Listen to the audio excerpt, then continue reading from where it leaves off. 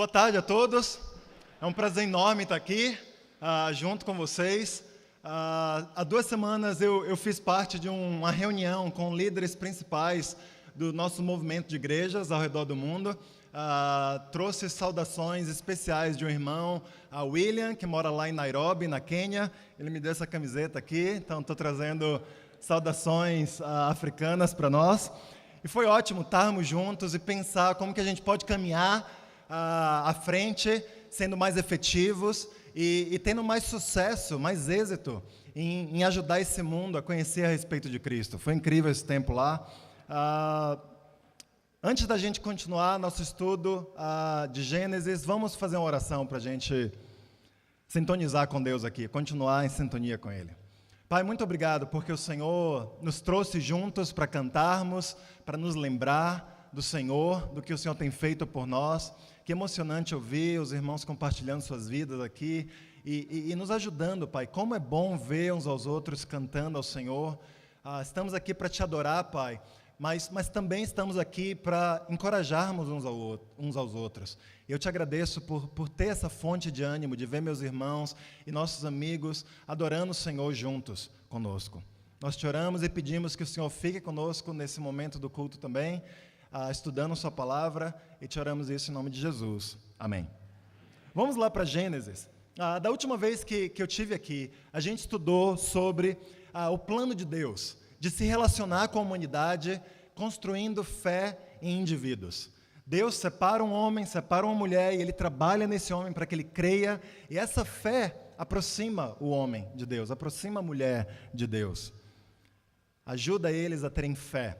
E a gente pode pensar, o que é fé, afinal de contas? O que é isso que é tão especial, que pode nos dar justiça aos olhos de Deus?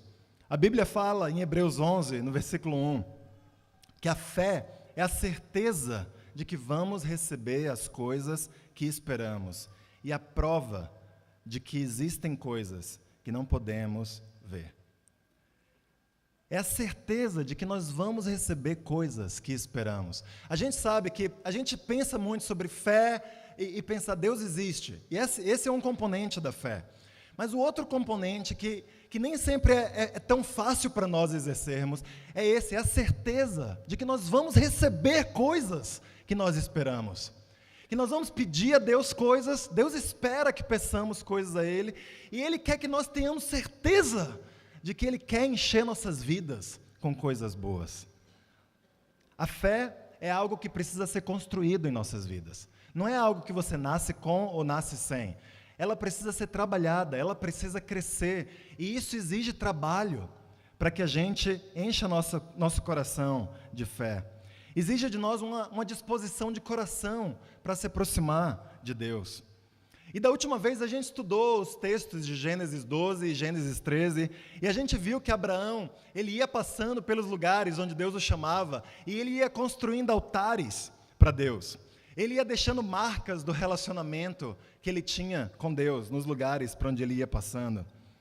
Mas não só isso, vamos reler aqui em Gênesis 13, no versículo 4, a gente vai ler na NVI, porque tem a expressão mais específica que eu gostaria de trazer aqui para nós. Fala assim, Gênesis 13, no versículo 4. Abrão chegou ao lugar entre Betel e Ai, onde pela primeira vez tinha construído um altar. Ali Abraão invocou o nome do Senhor. Então a gente tinha falado daquela vez que construir um altar é levantar nossos olhos para Deus. É tirar os olhos das coisas terrenas e pensar nas coisas do alto. E também, quando fazemos isso, a gente invoca o nome do Senhor. É interessante essa expressão, invocar o nome do Senhor. A primeira vez que ela aparece nas Escrituras é alguns capítulos antes, lá em Gênesis 4, no versículo 26, quando diz que naquela época ali, começou-se a invocar o nome do Senhor. Depois dessa época, a gente vê alguns exemplos de homens invocando o Senhor. A gente vê Enoque andando com Deus, invocando o nome do Senhor. A gente vê Abraão invocando o nome do Senhor. A gente vê, mesmo antes dessa época, Abel andando com Deus, certamente invocando o nome do Senhor no relacionamento dele. Sabe, esses homens, eles tinham um coração para Deus. Eles tinham uma sensibilidade espiritual que diferenciava eles dos outros ao redor. Eles tinham uma consciência macia, eles tinham a vontade de conhecer a Deus. Essa vontade não tornava esses homens e mulheres perfeitos. Noé se embebedou depois de invocar Deus, Abraão mentiu depois de invocar Deus, mas essa vontade colocava esses homens no caminho certo, no caminho de buscar a Deus. E sabe, nós também podemos ter a fé desses homens, nós podemos ter a fé de Abraão, nós podemos ter a fé de Noé. Isso não quer dizer que a gente precisa ser perfeitos para que a gente tenha a fé desses homens, mas a gente precisa ter a disposição, a vontade de conhecer a Deus que esses homens tinham. Ter fé significa que conhecer a Deus e obedecê-lo é a nossa prioridade na vida. Não tem nada mais importante do que ir até a palavra, conhecer o que Deus quer de nós, e aí sair e fazer essa vontade que Deus tem e nos revelou. Ter fé significa que a nossa prioridade na vida é viver em função de Deus. É tomar decisões pensando, o que vai deixar Deus feliz? O que vai agradar a Deus na minha vida, se eu fizer ou se eu deixar de fazer? Eu penso no Luciano e na Alcida, que se casaram na semana passada. Eu não vou falar a idade deles, mas o Luciano ela tinha 20 anos, tem 20 anos na fé. O Luciano tem 25 anos na fé. E eles esperaram décadas para poderem se unir em matrimônio, porque estavam esperando fazer algo que certamente eles deveriam querer no coração, mas queriam fazer algo que honrasse a Deus. Queriam vencer a ansiedade, venceram a ansiedade, esperando o momento certo, não deixando que a pressão desse mundo, a pressão que nós mesmos sentimos, os levassem a tomar uma decisão que depois eles iriam se arrepender, esperando para fazer a vontade de Deus, para deixar Deus feliz em suas vidas. Sabe, se essa é a bússola que a gente usa para nos guiar na vida, vai dar tudo certo. Se a bússola é o que vai deixar Deus feliz comigo, como eu vou descobrir a vontade de Deus para mim nesse momento na minha vida, então vai dar tudo certo. E quem sabe a nossa fé também, como a fé de Abraão, não vai ter um impacto por gerações e gerações e gerações. De uma decisão que nós tomamos, de colocar a vontade de Deus acima da nossa, de fazer o que é certo aos olhos dele, a gente pode impactar todo um mundo, toda uma nação. Sabe, Abraão, ele invocou o nome do Senhor, mesmo depois de ter pisado na bola e de ter mentido. A Bíblia fala que em Gênesis 13, ele tinha acabado de sair do Egito, onde ele tinha mentido a respeito da esposa dele. Ele tinha falado que a esposa dele era a irmã dele, era mesmo, mas era esposa também. Mas apesar de ele ter pisado na bola e de ter pecado, aparentemente Abraão vai a Deus, ele se resolve com Deus e ele continua invocando a Deus. Não porque ele era um hipócrita, mas porque a gente não vê em Abraão aquele sentimento de culpa ou de autopiedade que nos faz crer que Deus não quer nos ouvir porque a gente errou. Você já experimentou isso? A gente vai, a gente erra, e aí depois a gente fica sentindo, ai meu Deus, Deus não gosta mais de mim, Deus não quer mais andar comigo. Mas isso é um orgulho falso, é uma autopiedade que nos desvia de Deus. O que a gente deveria fazer quando pisa na bola é confessar isso para Deus, confessar isso para algum irmão, e lutar para voltar para Deus, porque é o desejo dele. Ele quer a nós andando com Ele. Ele quer a nós o mais rápido possível, lendo nossas Bíblias novamente, orando novamente, porque esse é o caminho para a gente vencer o pecado, para a gente se afastar do que é errado nesse mundo. E a gente vê Abraão fazendo isso, com confiança, com humildade, construindo um altar, invocando o nome de Deus, deixando seu sobrinho escolher a terra que ele preferisse. Quando a gente está com o nosso coração cheio do amor de Deus, a gente tem amor para dar para os outros. A gente consegue ser amoroso, a gente consegue ser altruísta. Mas quando a gente está com o coração apertado, quando a gente não busca Deus com a intensidade que Ele nos chama a buscar, é difícil amar. Porque parece que o nosso tanque de amor está mal abastecido. E aí a gente fica querendo que os outros nos amem. A gente fica crítico com as pessoas. A gente fica chateado, pisar no nosso pé. as coisas não estão do jeito que eu gosto, a igreja não é assim, não é assado. Porque nosso tanque não está cheio, a gente não está conseguindo obter o amor que Deus pode nos dar. E aí a gente fica esperando dos outros aquilo que só Deus tem para nos dar. Abraão foi a Deus, ele invocou o nome de Deus, ele se encheu de Deus. E por isso ele conseguia dar passos e ter fé como ele teve aqui. Alguns de nós, eu sei que alguns de nós estão se sentindo assim hoje. A gente está se sentindo com o coração apertado. Eu sei disso, porque eu costumava me sentir assim. E num público desse tamanho, com certeza, alguns de nós ainda estamos lutando para achar o segredo de encher nosso tanque com o amor de Deus. Alguns de nós nos sentimos com a autoestima lá embaixo. Alguns de nós não conseguimos sentir essa paixão que Deus tem por nós. Eu quero recomendar a você, sabe, eu lembro dos anos de 2007 até 2011, mais ou menos, foram anos chaves na minha vida cristã, onde Deus lidou com a minha autoestima baixa definitivamente. Eu ainda sou tentado a sentir autoestima baixa, eu ainda sou tentado a ser negativo sobre mim mesmo, mas eu lembro daqueles anos e eu lembro, Deus fez uma operação na minha vida. Ele realmente me ajudou a entender e a sentir o amor de Deus. E eu queria recomendar para você, se você tem questões assim, eu queria recomendar esse livro, Deus Me Ama. Você pode pegar depois comigo. Eu queria recomendar outro livro também, Você é Alguém Especial. Eu não concordo com tudo que esses livros ensinam. Eu não acredito que a doutrina deles é 100% sã, mas esses livros foram os livros, e por isso eu recomendo, que contêm princípios sãos e que podem nos ajudar a vencer a nossa autoestima baixa. Eu lembro também, obviamente, nenhum livro vai fazer milagre conosco. O milagre vem do Espírito Santo, quando você o busca. Esses livros contêm as informações que me ajudaram a ir buscar a Deus, e buscando Deus, vencer a minha autoestima baixa. Eu lembro decorando versículos, eu lembro decorando o Salmo 108, quando o salmista fala, o Senhor não sai mais com os nossos exércitos. E eu lembro pensando isso, Deus não sai mais comigo. Eu saio aqui, eu venho evangelizar, eu venho anunciar, e eu não tenho mais impacto nos outros. E eu lembro decorando esses versículos, e chorando para Deus, e gritando com Deus. E eu lembro... E eu não fazia isso de manhã no meu tempo com Deus. Eu fazia isso de manhã no meu tempo com Deus também, mas eu fazia isso algumas dezenas, às vezes centenas de vezes ao longo do dia. Eu decorava esses versículos. Eu meditava nesses versículos. Como anda a nossa meditação na Bíblia, irmãos? Quando foi a última vez que você decorou um versículo?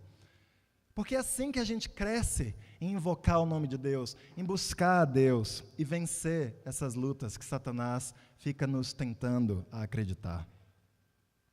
Sabe, se você tem problemas em acreditar e sentir o amor de Deus, eu tenho boas notícias para você.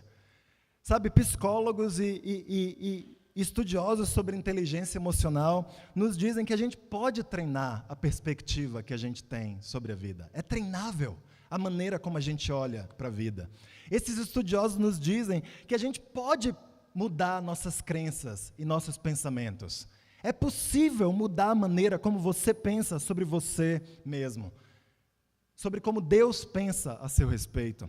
A Bíblia nem se fala, a Bíblia já dizia isso há séculos. Eu tenho um amigo que mora lá em Singapura, ele diz o seguinte, a Bíblia faz assim, ela aponta para o seu nariz. A psicologia, a medicina, a biologia, a ciência, ela faz assim, tchan, e chega no mesmo lugar. A Bíblia já faz isso, ela já diz o que precisa ser dito.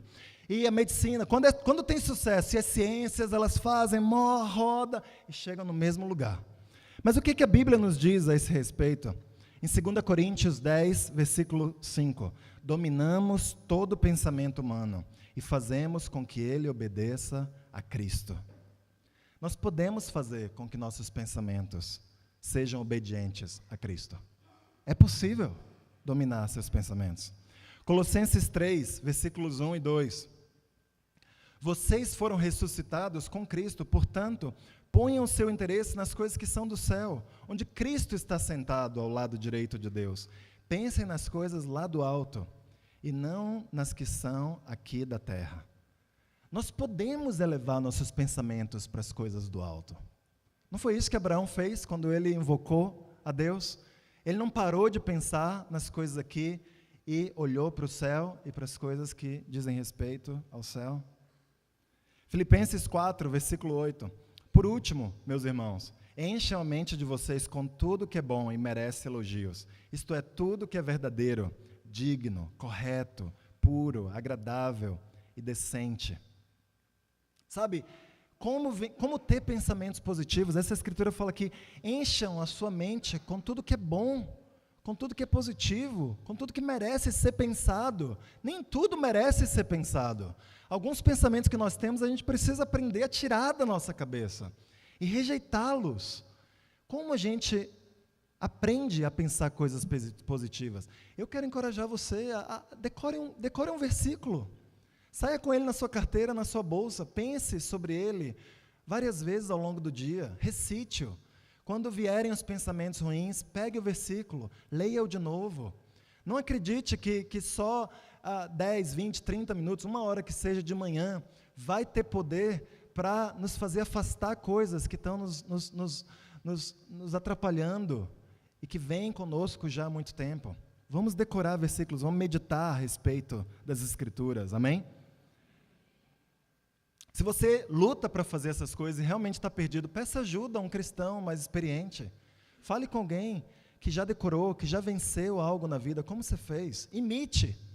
Eu sei que a geração atual não gosta dessa palavra, imitar. Eu gosto de ser original, eu não quero imitar. Mas sabe, é um princípio bíblico imitar. Você imita aquilo que é bom nos outros. Se você não imita, você é devagar em crescer. Você tem que aprender tudo sozinho, mas essa vida não tem tempo suficiente para a gente aprender tudo sozinho.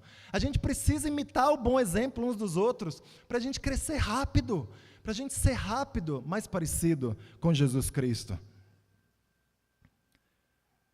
Se você não é um discípulo ainda, peça alguém que te convidou para vir aqui para estudar a Bíblia, para aprender esses princípios. Isso tudo aqui é aprendível.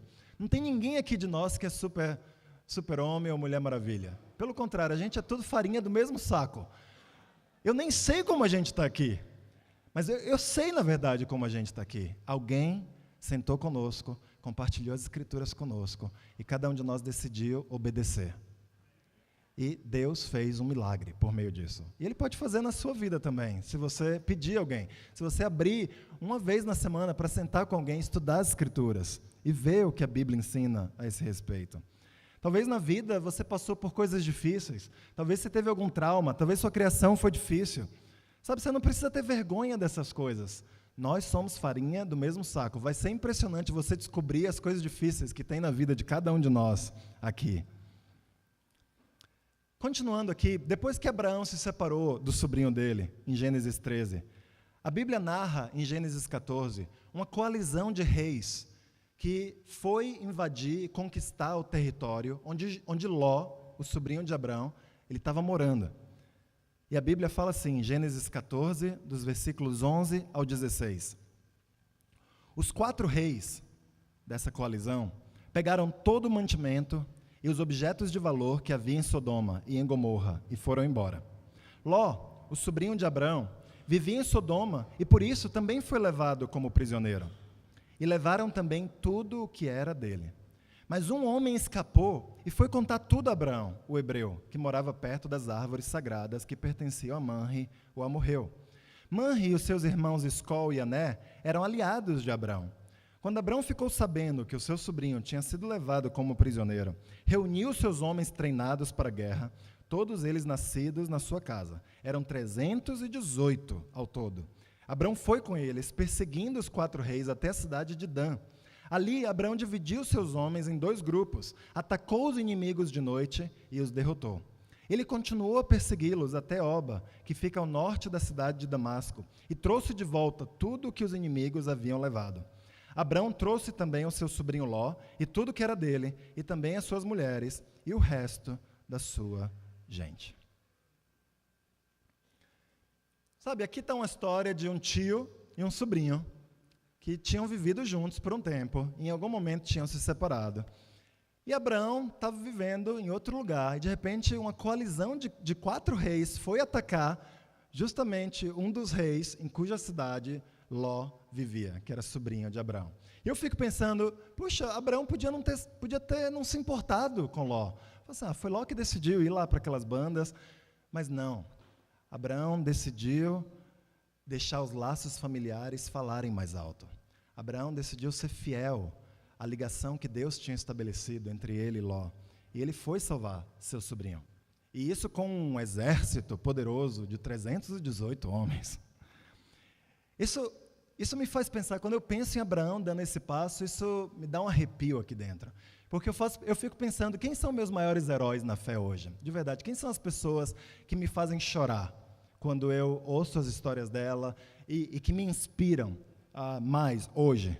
Não são geralmente pessoas famosas, nem são pessoas famosas no nosso meio, nas igrejas, líderes. Essas pessoas me inspiram também. Mas sabe quem hoje me inspira mais do que qualquer pessoa? São os pais que decidem fazer qualquer coisa por seus filhos. Quando eu vejo um pai nadando contra a corrente desse mundo, se sacrificando por seu filho, abrindo a Bíblia dia após dia, semana após semana, ensinando, aprendendo a pintar a unha de sua filha, aprendendo a fazer coisas que viver no mundo digital, onde a gente datilografava, e coisas assim, eu fico extremamente inspirado. Eu lembro aqui, há 3 semanas, o Flávio e a Carmen, lá do leste, compartilhando que um tempo antes eles tinham vários sonhos e ele ouviu uma pregação, o Héctor falou, olha, fica com um sonho só e decide dar tudo por ele. E ele falando, sabe o sonho que eu mantive no meu coração? O sonho de batizar minha filha, que hoje está acontecendo. E naquele momento eu comecei a chorar, porque eu penso, puxa, é isso.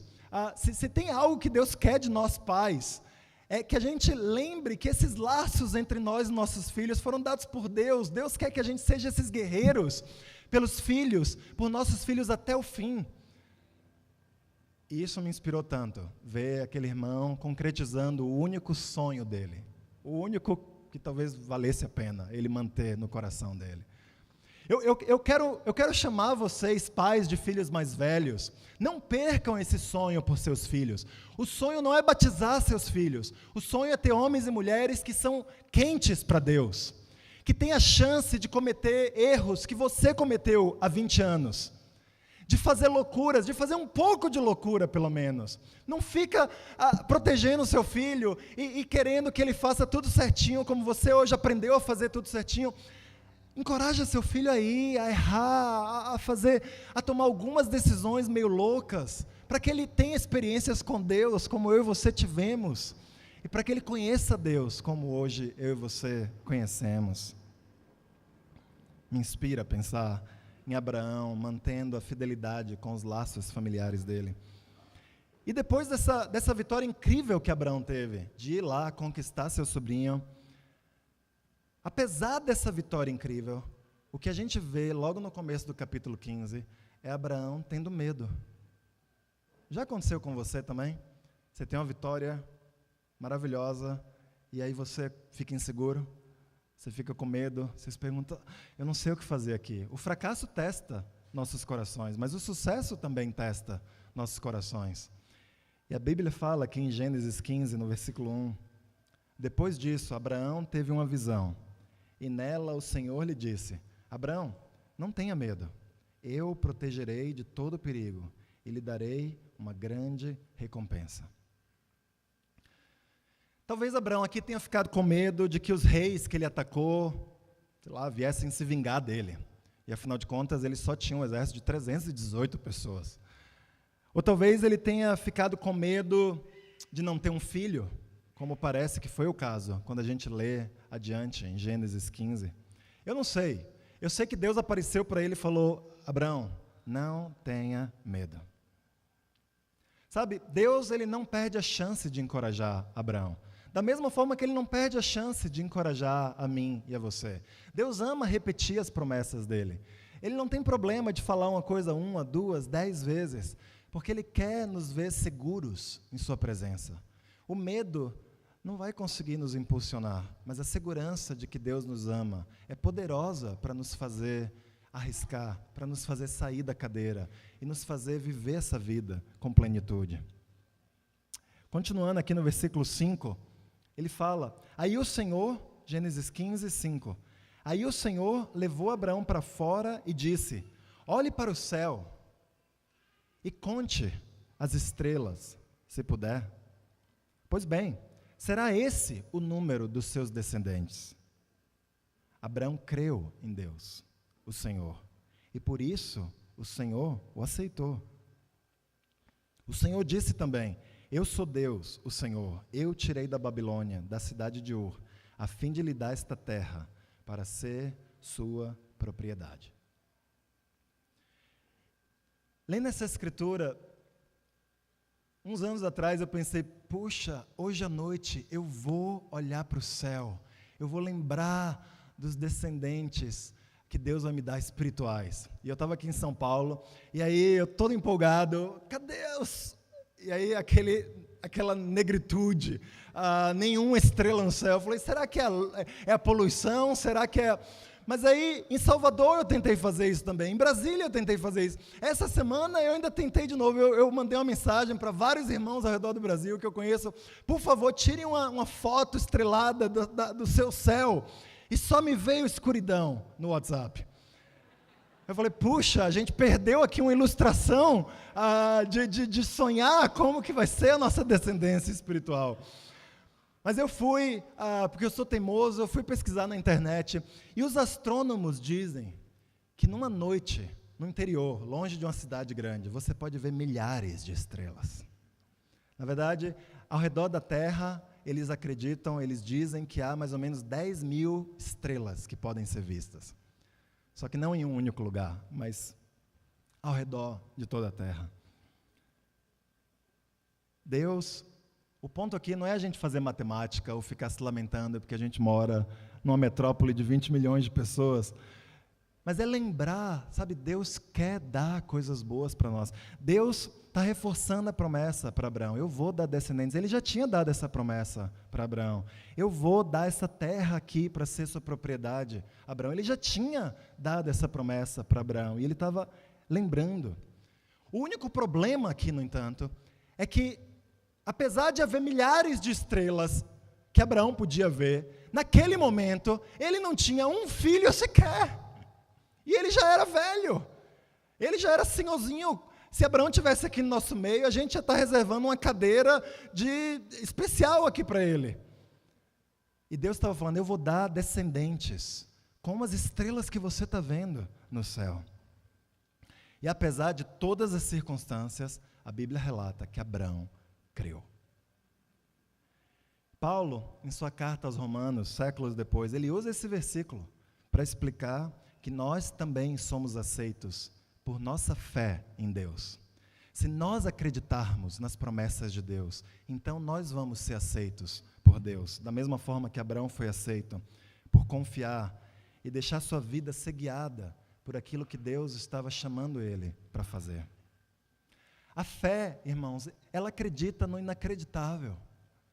A fé, ela acredita nas promessas de Deus, por mais improváveis que sejam. Eu quero perguntar a nós ainda cremos nas promessas de Deus? Nós acreditamos que essas promessas se aplicam especificamente a nós, a mim, a você?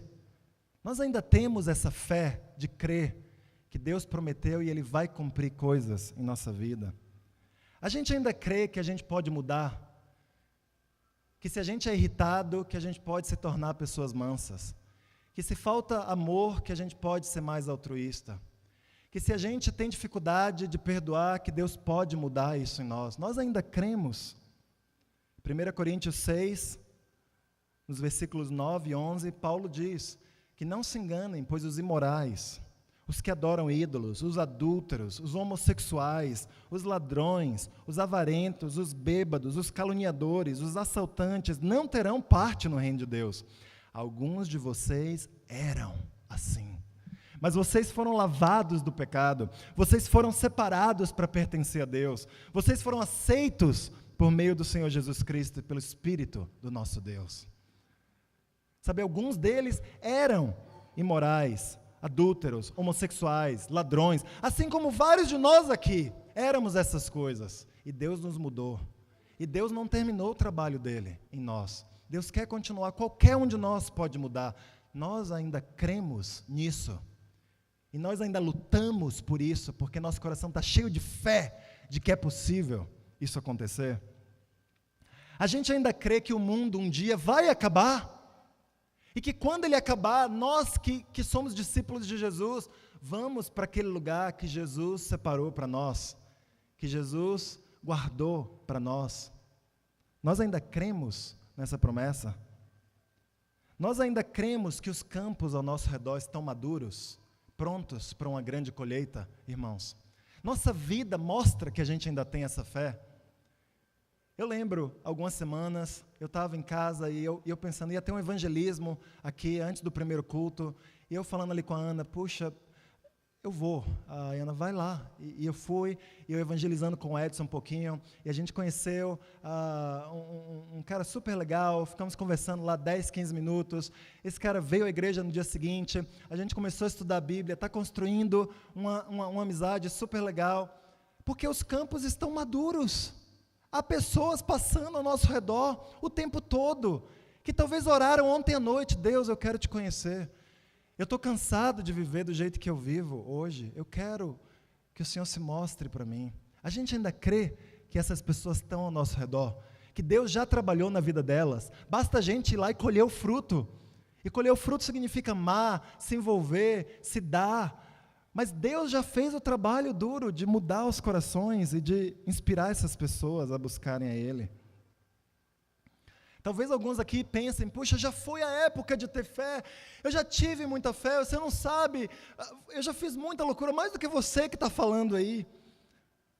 Isso é coisa de gente mais nova, eu preciso de um pouco mais de estabilidade, eu preciso um pouco mais de segurança. É hora dos novos, do mapa, ou de sei lá quem que está vindo aí fazer essas loucuras. Mas, irmãos, é hora de todos nós termos fé. Nunca para o momento onde Deus quer testar o nosso coração para ver o que sai dele. Deus sempre quer ver se a gente está confiando nele ou se a gente está confiando em nós mesmos. Eu sei que quanto mais velhos nós somos, mais cicatrizes a gente carrega. A gente vai, a gente tenta, algumas coisas dão certo, mas outras coisas não dão certo e deixam as cicatrizes em nós. E elas nos lembram de onde a gente já teve. E às vezes lembram a gente até da dor que a gente já sentiu, dos erros que a gente já cometeu.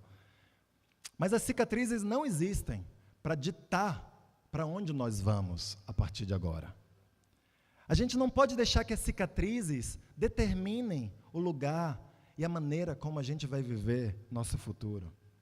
Pensa no seguinte, uma vez eu comi comida estragada e doeu muito, nossa, eu sofri muito. E aí eu tomei uma seguinte decisão, eu nunca mais vou comer.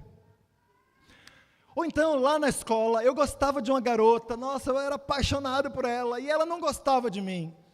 E doeu muito vencer aquela paixonite aguda. Mas aí eu tomei uma decisão, eu nunca mais vou gostar de outra mulher. Eu fiquei decepcionado com Deus, porque eu tive fé, eu dei tudo, e Deus não correspondeu do jeito que eu esperava naquele momento. E aí eu tomei uma decisão, eu nunca mais vou ter fé. É assim que funciona. Que loucura pensar assim, mas alguns de nós vivemos como se acreditássemos nisso. Alguns de nós estão com todos os freios puxados, e a gente está falando, não, eu não quero de novo, é inseguro demais, é doloroso demais. Mas é a única vida que vale a pena ser vivida, é a vida com o freio de mão largado. Para de puxar seu freio de mão, irmão. Dá tudo de novo, decide se envolver com tudo que você tem, vale a pena, é bom, é prazeroso, é gostoso viver dessa forma. E se a gente se relaciona assim com Deus, a gente vai sofrer, você pode contar com isso, porque o sofrimento faz parte de qualquer relacionamento. Qualquer relacionamento que vale a pena a gente ter, envolve um grau grande ou maior ou menor de sofrimento. A pergunta não é se vai ter sofrimento, se você decidir viver pela fé de novo. Vale a pena? Vale a pena as cicatrizes? Se a gente vive pela fé? Bem, eu fico pensando nas promessas de Deus a Abraão. Deus prometeu a ele que seus descendentes iam formar uma grande nação, que essa nação ia ficar na terra de Canaã e que o nome dele seria famoso e que ele seria uma bênção para todo mundo. Pelo menos essas 3 promessas. Bem, depois de 430 anos, Deus cumpriu a promessa de formar uma nação. Então, promessa 1 foi feita, quando Moisés tirou os descendentes de Abraão lá do Egito, e que, de fato, numeravam entre os milhões naquele momento. Depois de 450 anos, Deus cumpriu a segunda promessa, de dar àquela nação que tinha saído do Egito uma terra, a terra de Canaã, por meio de Josué, com a conquista da terra. E o povo se sentia satisfeito com isso, afinal de contas eles não eram mais escravos, eles tinham uma nação agora, ao ponto de em Josué 21:45, o escritor ter dito, o Senhor cumpriu todas as boas promessas que havia feito ao povo de Israel. Mas sabe, e a promessa de tornar o nome de Abraão famoso entre as nações, não só entre uma nação? Essa promessa ainda ia esperar muitos outros séculos para ser cumprida. E ela só se cumpriria em Jesus, quando o nome de Abraão, ascendente de Jesus Cristo, de fato se tornaria famoso em todas as nações ao redor do mundo. Sabe por quê precisou esperar tanto tempo?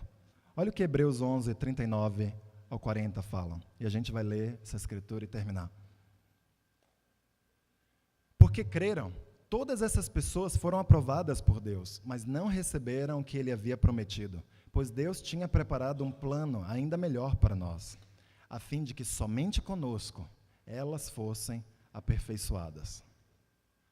Sabe por que demorou a promessa para Abraão?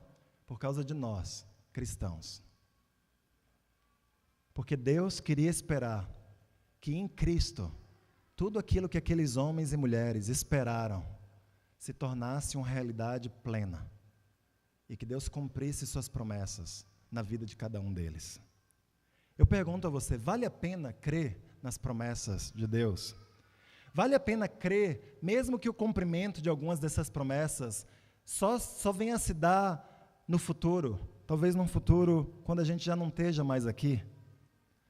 Eu respondo a você, com certeza vale a pena crer nessas promessas. E nós podemos decidir ter fé, ter a certeza de que nós vamos receber as coisas que esperamos receber.